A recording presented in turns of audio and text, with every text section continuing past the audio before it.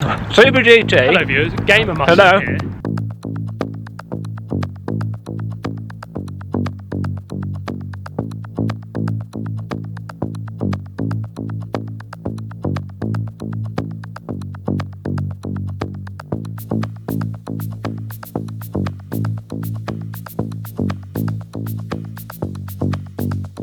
Which one are we nicking? I think I want the Can-Am car. Recently, thanks to HTC, we attended the McLaren Shadow Grand Final, which saw the three remaining competitors, Igor Fraga, Miguel Balster and Nuno Pinto, battle it out for a seat in McLaren's new F1 esports team. The final race taking place in R Factor 2 at Sebring, driving the McLaren 720S GT3 car. We are off on Sebring. Let's get this bad boy rolling, Allie. Now, the final race was certainly interesting. It definitely gave the commentators a bit of a challenge, mostly because Igor is basically a humanoid Google self-drive car. Once he's gone, he's going, and there's no stopping him until the batteries run out. So it doesn't really make for the tightest of racing, especially when you've got a three-car field. Certainly think a different format, maybe an endurance race or just something with lots of cars on a track, would have been a lot more exciting and compelling to watch as a viewer. I can understand how McLaren ended up with this format that they've gone with, because at the end of the day, the Shadow competition is about finding the best driver to join their esports team, but also to become an integral part of McLaren, rather than being someone that just wins and runs away. Much of this being an event in and of itself, it's also the most insane, convoluted and difficult job application known to man. Would you like to drive for McLaren? Yes. Well, first of all, you need to beat 500,000 people, you need to be shipped across the world to the McLaren Centre, then you need to beat these fastest sim races in the world, and then you're going to be filmed, and you're going to be spun around on a disc. If you win, we're going to set off a firework in your face. Job is mine. Of course, Igor won the race by a country mile. The rest of the drivers parked over and had a picnic and then cried, and that was that. There really isn't that much to say about the race itself, but it's really interesting to see how esports is growing and how esports with driving simulators are growing. Clearly, we're still in the toddlers swimming in the shallow pool era of sim racing and esports, with the occasional toddler having to be rescued by a lifeguard, but it is improving and it is growing, and that's the main thing.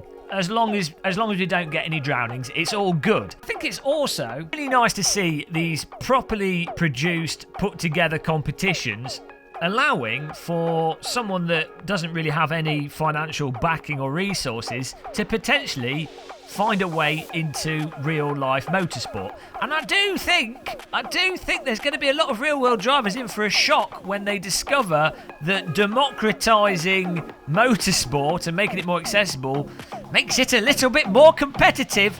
I'm just getting ready for when the sim racing thing happens that happened with poker, when you had the online poker and these people that put in hour, just lifetimes worth of poker into a year through online poker, then they go and play in real world and it absolutely disrupted things.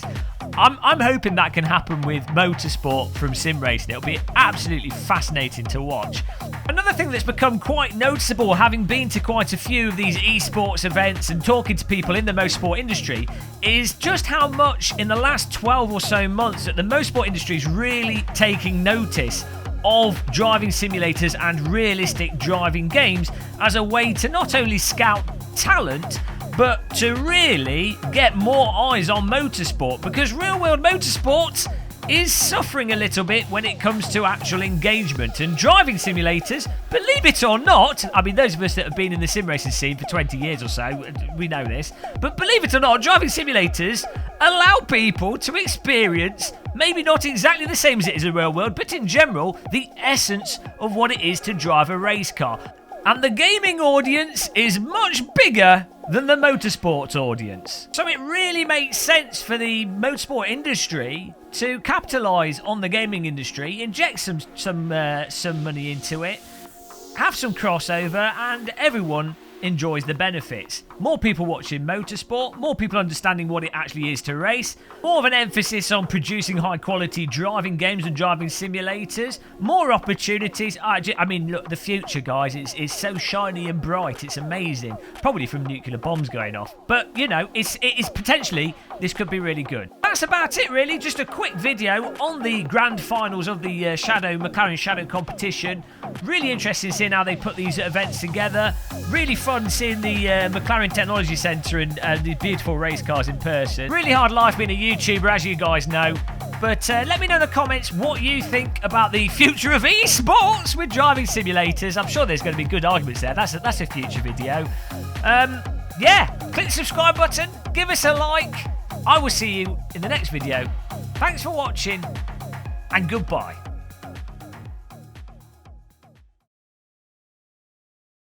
Here we see a Jimmy Broadbent in his natural habitat. He's discovered a vintage Formula car. They've already told him that he cannot sit in it 4 times.